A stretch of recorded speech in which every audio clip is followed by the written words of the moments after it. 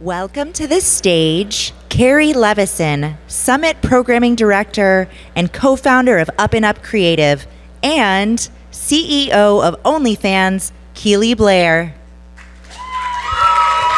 Hello, hello. Welcome, everybody. So just to start off, I'm obviously not Jagger McConnell. He could not join us today, and we will never forgive him, but I am here. My name's Carrie. I'm a programming director at Summit, and Keely, I just want to say we are so honored to have you and to learn from you today. I'm amazed people left the pool party for this. So Yeah, impressive. I'm very honored. Thank you all. As am I. So to start off, we're going to do a little experiment, if you guys are with us. Can you raise your hand if you have heard of OnlyFans? Okay. Here comes the fun part. No, keep Nope, them up. Keep them up. Keep them up for now. Those hand. Okay. Now, keep your hand raised if you have an OnlyFans account. Okay, some people left their hands up, so that's good. Yeah, what do you make of that's it? That's good. That's good. So that doesn't typically happen. And actually, most people, when we ask that question, you'll be so amazed how quickly those hands come down. And we'll be touching on perhaps some of the reasons why that is, but I was interested to see if the Summit crowd was more open than some of the other crowds that I have spoken to before. We learned we are, Yes. a little bit. Yes, there were definitely some hands that were sticking up there still. Good job, guys. Okay, so it seems that everyone in here knows what OnlyFans is generally, but I'm so curious how you explain OnlyFans to your family members. Yeah, it is always that question. And it's actually one of the questions that we ask when we hire people is, are you ready for having this conversation at Thanksgiving, like with your grandma? And she goes, I heard you got a new job. What is OnlyFans? And so, at its heart, OnlyFans is a user-generated content platform and an entertainment business, I would say. We have 305 million subscribers worldwide, 4 million creators.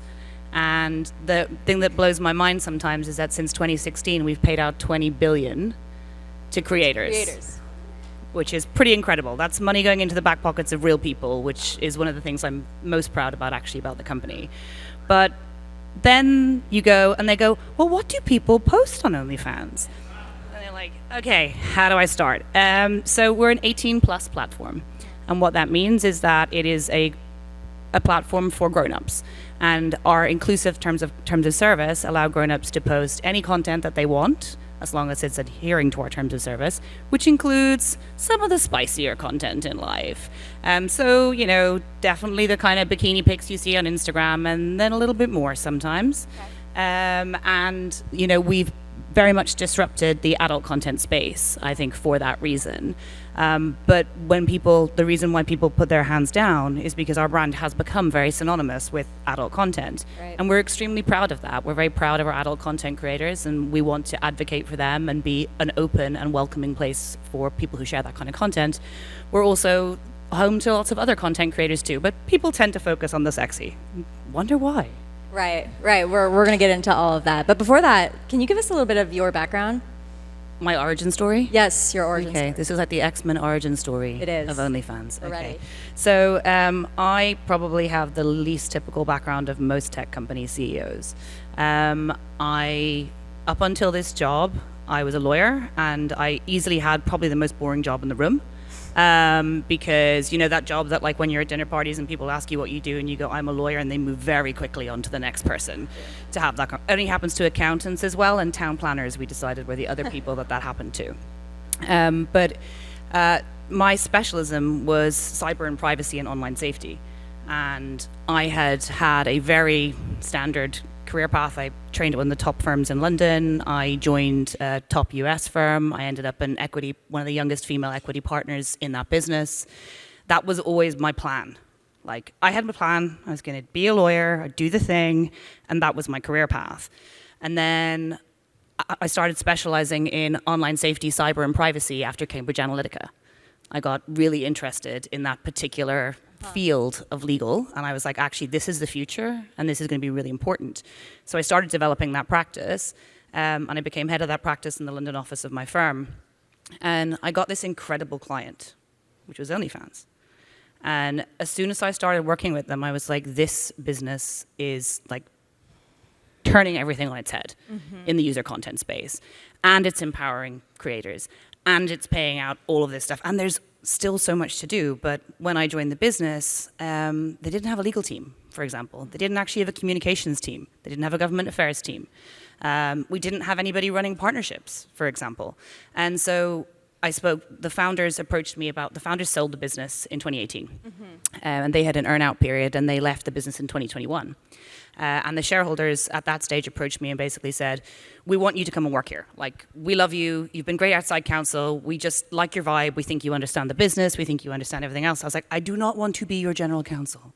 That is the world's worst job. It is like all the bad things about lawyering and then none of the interesting things about working for different clients. I was like, so no thank you to that. They were like, no.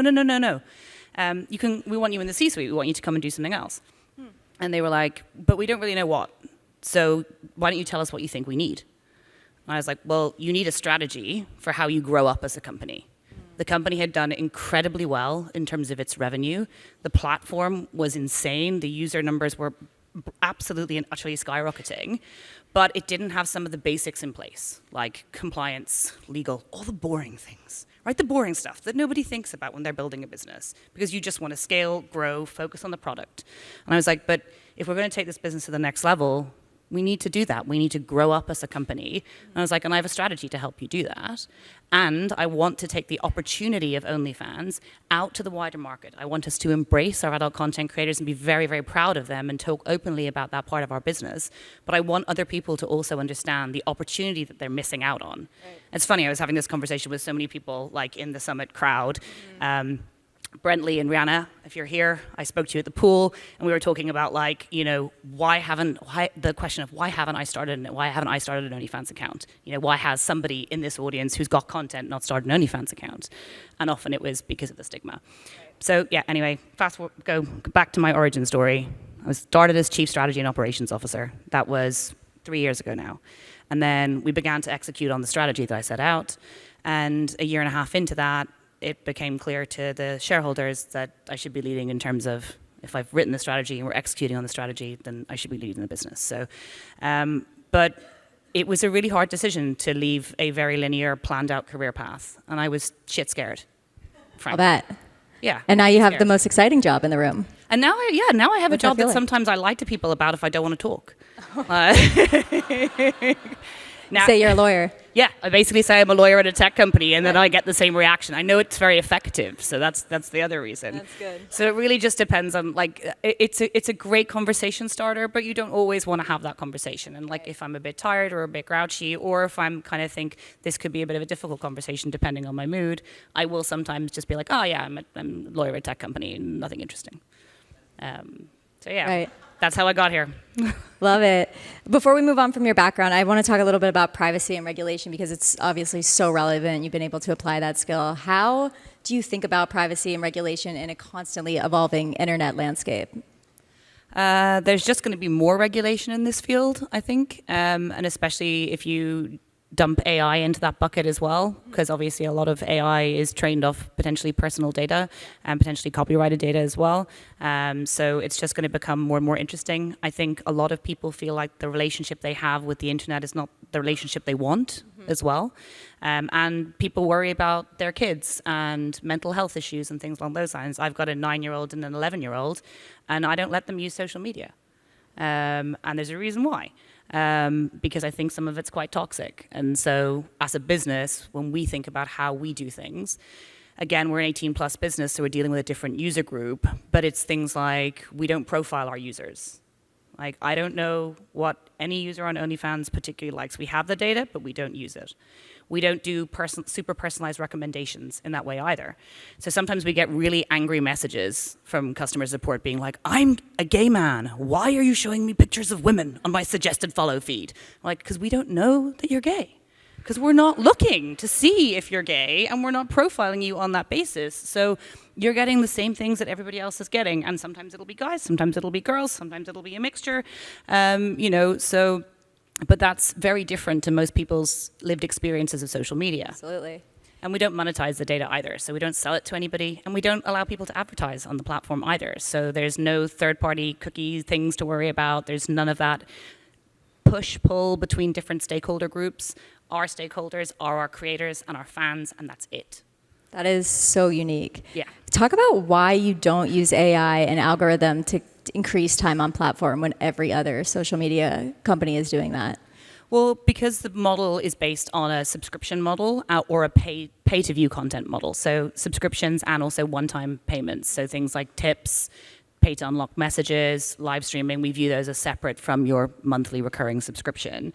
And I think, we don't need to use AI for that reason, because people will follow the creators they want to follow. So if there's any soccer fans in the audience, I always say, you like soccer, but you'll follow a particular team, right? You might be a Chelsea fan. And if someone tries to then just sell you Man United content constantly, you're like, I don't care about Manchester United, I just want to look at the Chelsea content, please stop trying to sell me this. So we found that for our business, we don't need to do that in terms of that personalized recommendation piece.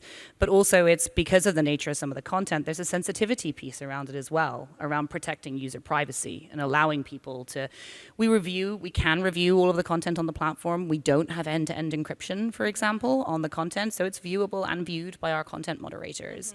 But that's through a safety lens rather than an exploitation of our user group lens, which is very different. Very different. And then when you mentioned about using AI, we use, everyone in the universe who's ever used machine learning is now calling it AI, because that's the new term for it. But we use a lot of machine learning technology, I would say, rather than true general intelligence AI or anything similar to that in terms of our content moderation. But that's to help our human content moderators to make decisions. So no piece of content will be taken down, apart from things that are on blocked lists, like blocked hash lists, will be taken down without a human being involved in that decision. So it's very different. Very different. You go to great lengths to protect the users and as well as the creators. Can you talk a little bit about how you guys think about creator privacy and safety? Yeah, it's really interesting in terms of creator privacy and safety. So one of the things that people don't know, but our creators do know, is that, for example, one of the features we have on the platform is you can geo-block based on location. So as a creator, you could be like, hey, I live in Miami and I don't want my neighbors to know I'm on OnlyFans because maybe I'm doing some of the sexy content. Although that's most people in Miami as far as I can tell. So that wasn't a dig at Miami. I love Miami. I do actually love Miami. It's amazing. But the thing about that is that you can say, I don't want people from this place to be able to access my content, for example. People typically use a stage name or a username. We know their real name, but we know what that is. In addition, on the creator onboarding side, we check people's social media handles as part of that onboarding process to make sure that they are who they say they are across the internet for safety reasons as well. We don't allow people to pretend that they're under 18, even if we know they're over 18, again, from a safety perspective. We work with some of the leading technology providers, particularly in things around non-consensual intimate image sharing, to prevent people's intimate images being shared online without their consent, which again is incredibly important. But because of the nature of the inclusive nature of our terms of service, we have higher risks sometimes to think about than lots of other businesses. And we're very thoughtful about how we approach them. And we want to approach them in a way that, benefits our creators, keeps our creators safe, and creates a nice environment for people to interact in. Another thing that people may not realize, creators can block any fan at any time. So if they're receiving hate speech or they get asked for a request that's beyond their boundaries, for example, the creator can say, yeah, no thanks, I'm good, peace out. I'm done with this conversation. Wow. You're really innovative in the way you think about protecting the creators. It feels like you guys are sort of at the forefront of this burgeoning creators renaissance. You're really such a critical part of all that. And I'm wondering how you think about creator empowerment. The internet's been bad to creators, not just adult content creators, but all creators. It's really hard to make a living from digital media content, yet most of the artistic content that's being created now is digitally native. And so, the fact that we have an 80-20 revenue share split, so creators get 80% of every payment on the platform. That's why that 20 billion number is there, because they're the primary financial beneficiaries of every payment on the platform. And it's not just empowering in that way, it's also championing our creators through other things. So we have very limited search function on OnlyFans, which is by design a safety feature. So you can't search for categories, you can only search for an individual creator's username. And again, that's back to the premise of you should be a fan of the creator rather than looking for just content writ large. But what that meant was with the feedback we got from some of our creators was, well, then how do I grow my fan base? I can't grow it organically on this platform. So yes, I can use other social media platforms to funnel people to my OnlyFans, but how do I grow?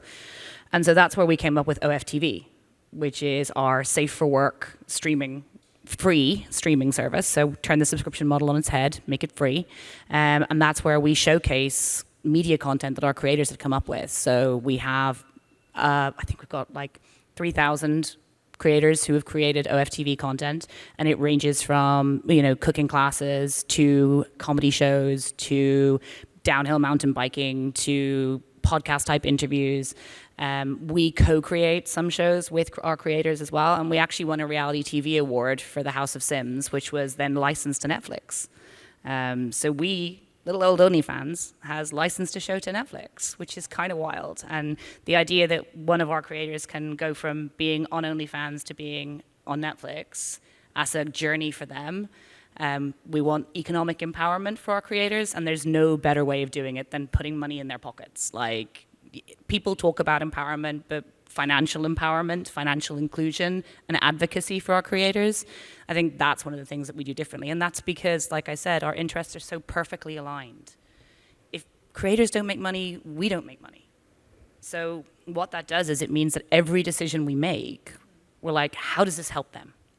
How does it make it better for them? How does it make it faster for them to get paid? How does it help them to grow and amplify their fan base? What can we do better? So it changes the dynamic hugely in terms of the business. It does. You mentioned the 80-20 split, but can you talk us through the monetization sort of format? If I'm a creator, how do I decide how to monetize my content? What choices do I have?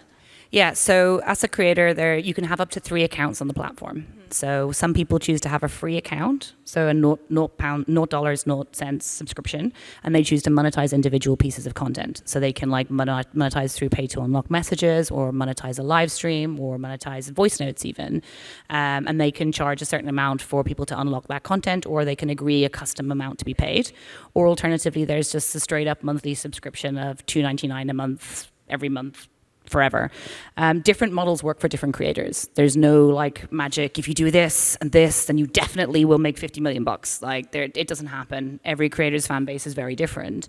And so we do work with creators to help them to understand what they can and can't use in terms of tools to monetize.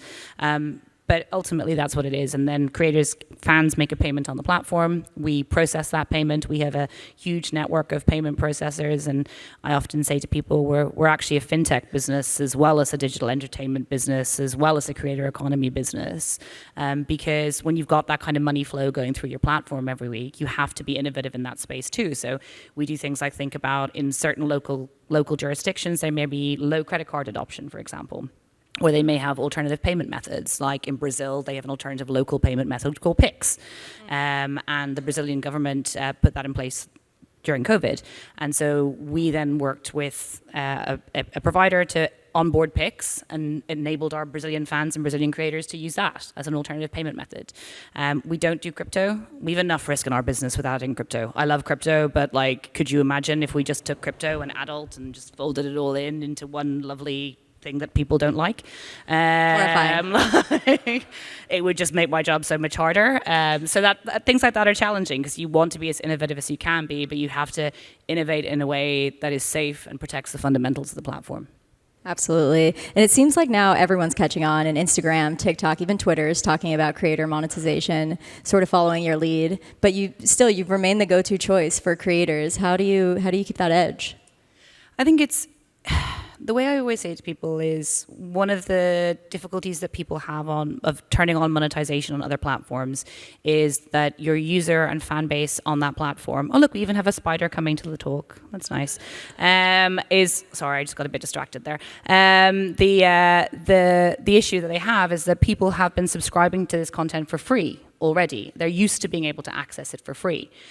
If you've been getting a coffee for free every day from your local coffee shop, and all of a sudden you turn up and they go, hey, that'll be $3, you're like, but it's the same coffee. Like, you've been giving this to me for free for years. And so it becomes very hard, very difficult for a user in terms of friction.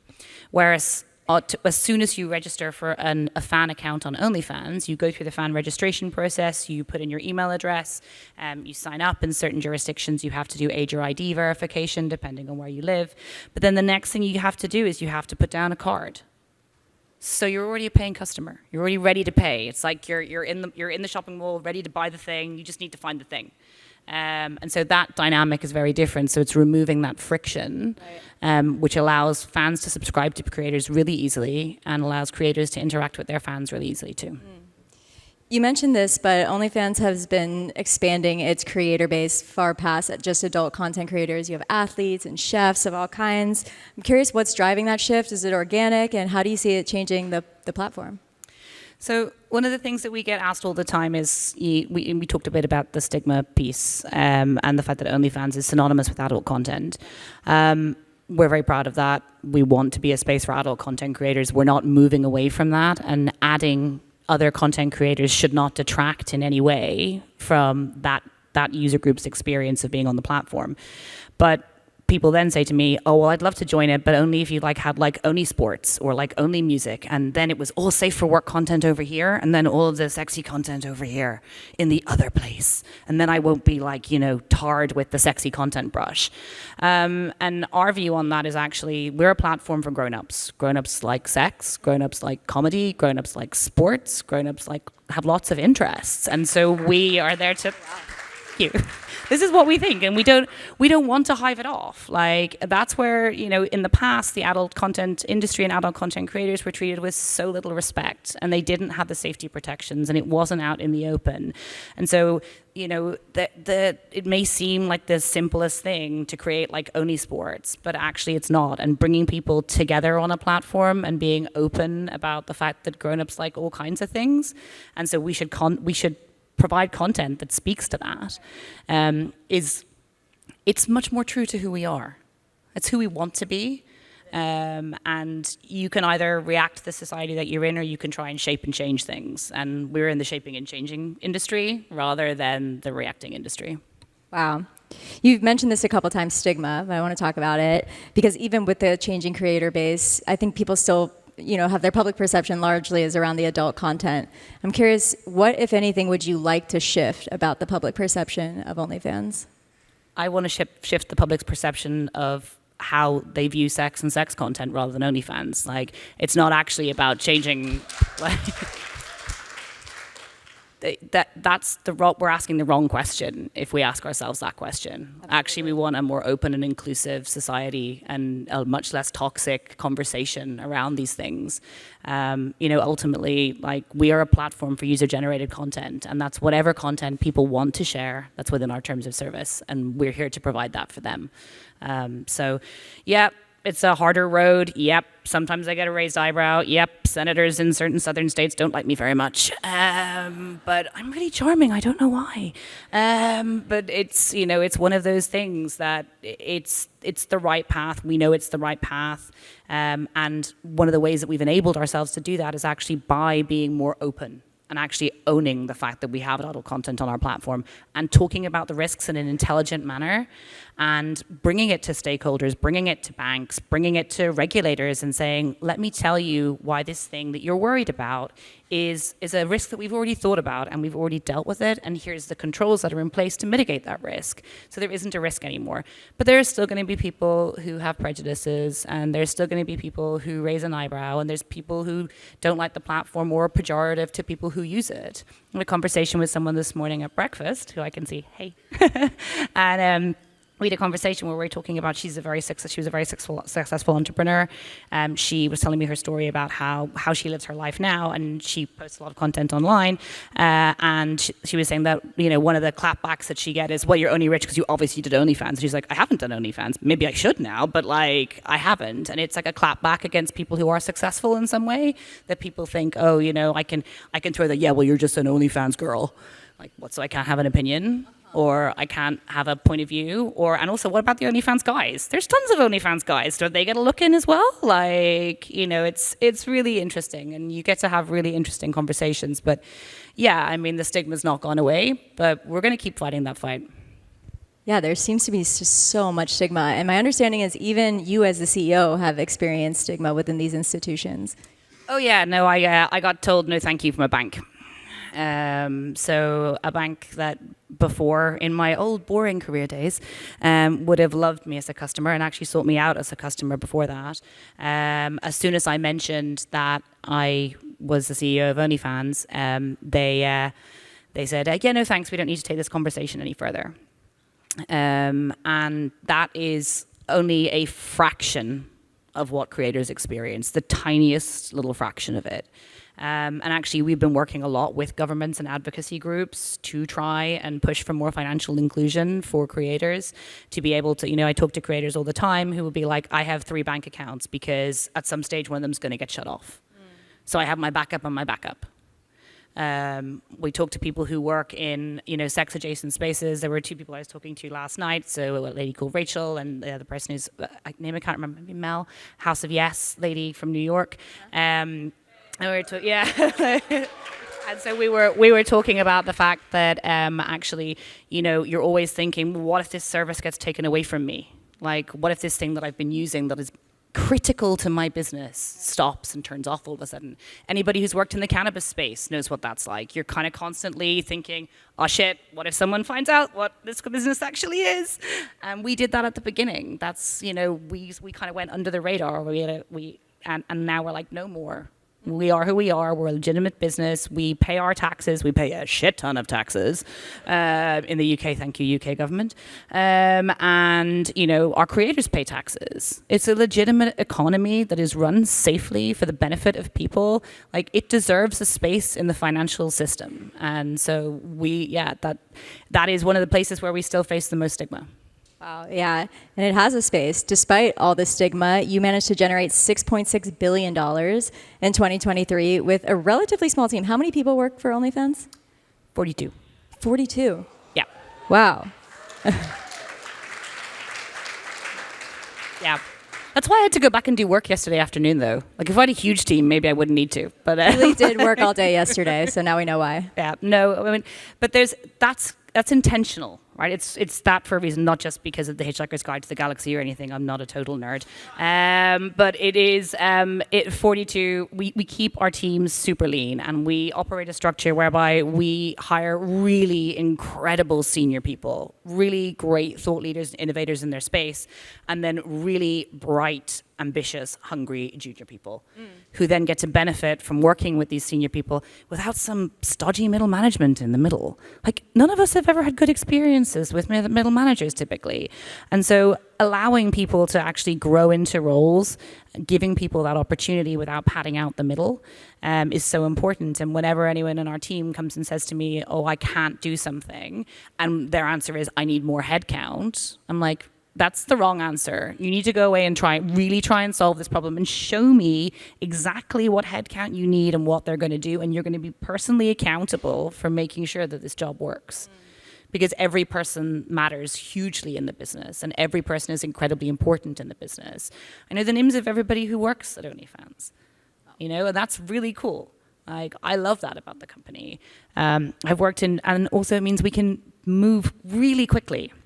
And everybody is an individual contributor. Nobody's on the manager track, basically. Right. There's companies where there's like the people who do the stuff, and there's the people who manage the people who do the stuff. We're like, we don't want any of those people who manage people who do the stuff. You have to be an individual contributor. And that's why things like I'm still involved in making content moderation calls. I'm on the WhatsApp group with our heads of content moderation when they have an edge case, and we still talk about that. I still review every single media inquiry that comes in. Because you have to, as an executive, if you're going to be close to your business and understand how it works and where the risks lie, you can't be a million miles away from it. You have to be involved. Hire great people, pay them really well. We have super low attrition as a result. I think we've had like 3 people voluntarily leave the business since I've been there. Because people are really happy, and that's great. But it's not because of some mission statement we wrote on a website. It's because of what we do and how we are and our company culture and creating opportunities for people. So yeah, it's a really special place. I'm very, very much grateful and love working there. It's amazing. Yeah, those are some very impressive statistics. Do all the employees have an OnlyFans account? Is that something that's encouraged? Yeah. I do too. My OnlyFans account, if anyone's wondering, it's not sexy, don't worry. Don't be scared, it's fine. And unless you find beekeeping very sexy, in which case I'm your lady. But it's is it a beekeeping account? I have got beekeeping content on OnlyFans. Yes. Wow. Just about the honey. But it is a beekeeper. One of my hobbies is I keep bees. I know it's so sad, but I also love trainers. So I've got like sneaker content and like pictures of my dog and like stuff like that. But every single employee has an OnlyFans account, because how can you work in a business if you don't understand how the product works? Right. Like, and you then won't understand how to interact with creators because you won't understand their frustrations. So you've got to do it. You've got to be involved. So yeah, everyone has an OnlyFans account. Wow. I'm curious if there's a specific story that comes to mind that you're just particularly proud of in terms of a creator or, something that you guys have achieved. I'm curious specifically about creators.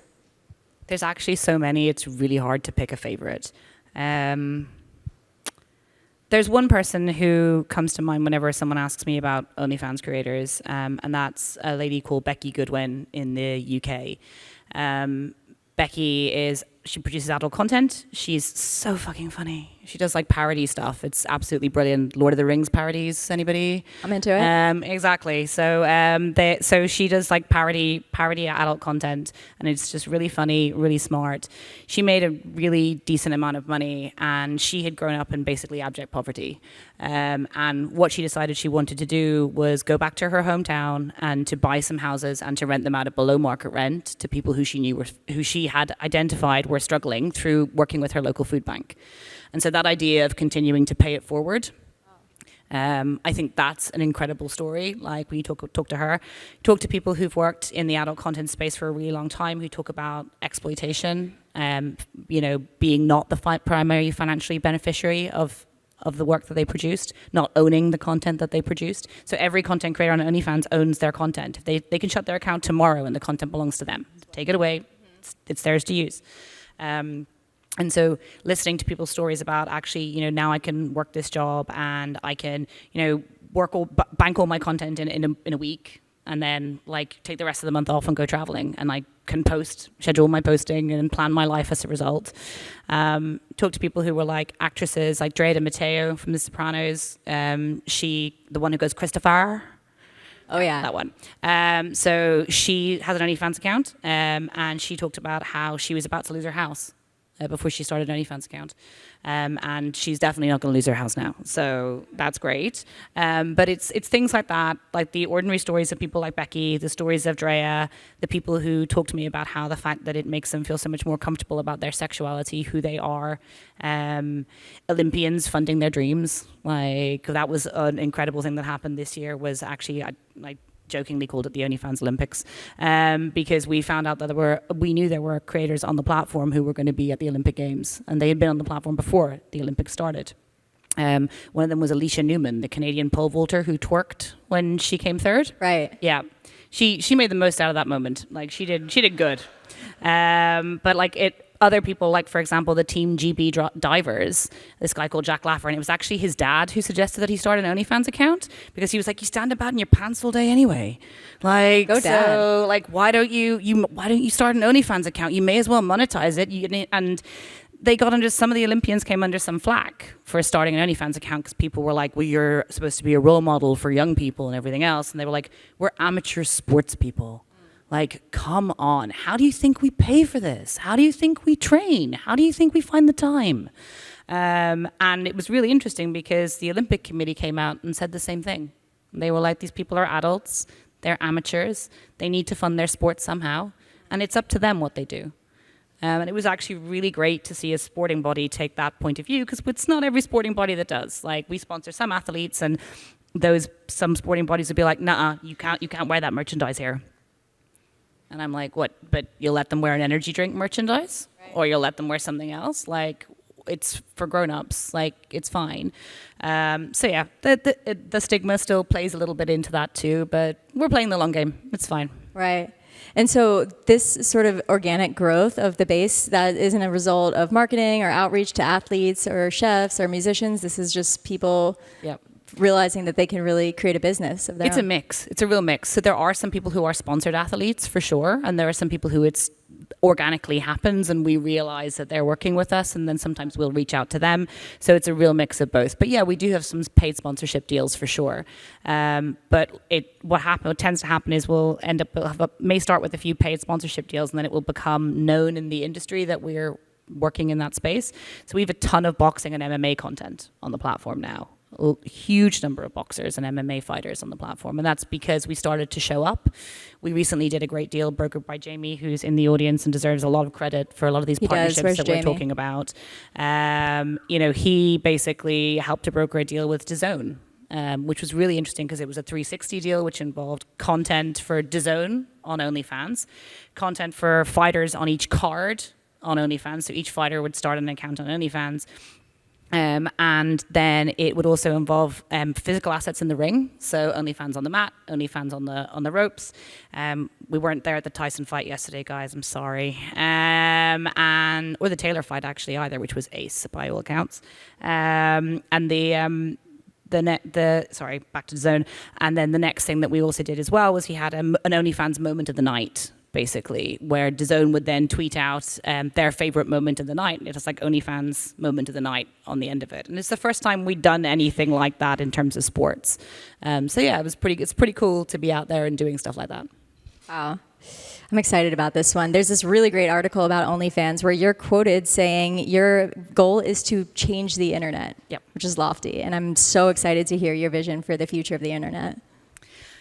A vision for the future of the internet. Oh my God, hard questions. Why do I say these things? Okay, well, the internet should work for people, right? The internet was built for us, by us, to serve us. And it's the same when you look at AI and you look at all technology. Like, a lot of people, as I said earlier on, are really unhappy with their relationship with the internet, and whether that's being constantly bombarded with personalized ads, whether it's seeing content that you don't want to see, whether it's rabbit holes about really inappropriate content, terrorist content, child sexual abuse material. The list goes on and on and on about a lot of the things that are really broken with how technology and the internet works. As a platform, by design, we're trying to change a lot of those things. So that's why, again, we're an 18+ content platform. That's why our content's not end-to-end encrypted, because it's important to us that we read the messages. You may or may not know that there are other social media platforms that are moving their messages to be encrypted, because then they can go, I can't see the bad things, it's fine, everything's okay as long as I can't read it. And that's not good for us. It's not good for society. It's not good for users. I think it's recognizing that actually we don't always want to be constantly bombarded by advertisement. We want to be able to say, that's enough, thanks. I'm reassessing my own relationship with this stuff. And you want to be able to block people who are toxic or difficult for you. Digital content creators should be able to make money. Like, they should actually, the music streaming model is so poor. So Lily Allen, there's Brits will know Lily Allen. People in the US may not know Lily Allen as well. She's a British pop star. But she discovered that she had really sexy feet. And she discovered this because there is not an OnlyFans related website, but a different website that takes pictures of celebrity feet and then puts them out, and people rate them in terms of sexy feet, basically. And so she had a 5-star rating on sexy feet website. And she was like, why am I not monetizing my sexy feet? And so she was like, other people are making money off my sexy feet through ads on sexyfeet.com.